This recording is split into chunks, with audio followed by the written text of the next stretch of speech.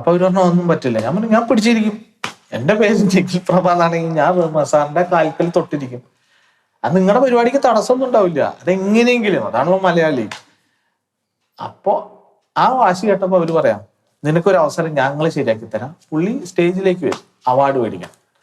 അപ്പൊ ആ താപ്പിൽ പോയിട്ട് കാലിലോട്ടോ നിനക്കൊരു പാട്ട് പാടാൻ പറ്റുമോ?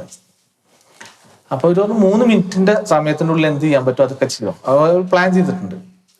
അപ്പൊ അവർ അതിനനുസരിച്ച് സെറ്റപ്പാക്കി 2 അവാർഡ് ഒരുമിച്ച് കൊടുക്കുന്ന സാധനമാക്കി. അപ്പൊ എനിക്ക് പുള്ളി സംസാരിക്കേണ്ട വിഷയം കുറഞ്ഞു കിട്ടി. എനിക്കൊരു 3 മിനിറ്റ് ഉണ്ടാക്കി തന്നു. ഈ സ്റ്റേജിന്റെ പുറകിൽ ഇരുന്നിട്ട് ഞാൻ ഫോണിൽ മുസ്തഫയുടെ ട്രാക്ക് ഡൗൺലോഡ് ചെയ്ത് വെച്ച്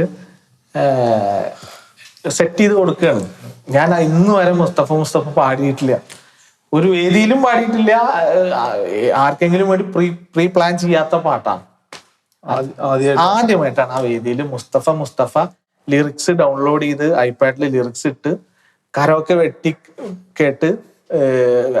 ഏറ്റവും വലിയ സങ്കടം വെച്ചാൽ ആ കരോക്കെ തന്നെയാണോ മെയിൽ അയച്ചതെന്ന് പോലും എനിക്ക് ഉറപ്പില്ല. അവിടെ ആണെങ്കിൽ നമ്മുടെ നെറ്റൊന്നും വർക്ക് ചെയ്യുന്നില്ല. അവിടെ ഒരു വൈഫൈ ഉണ്ട് അവൈലബിൾ. ആ വൈഫൈ എടുത്ത് സെൻഡ് ചെയ്ത് എനിക്ക് അവിടെ ഒറ്റ ടെൻഷനുള്ളൂ, ആ ട്രാക്ക് പ്ലേ ആവില്ല എന്നുള്ളത്. ഞാൻ വിചാരിച്ചു ട്രാക്ക് പ്ലേ ആയില്ലെങ്കിലും ഞാൻ പച്ചക്ക് പാടും.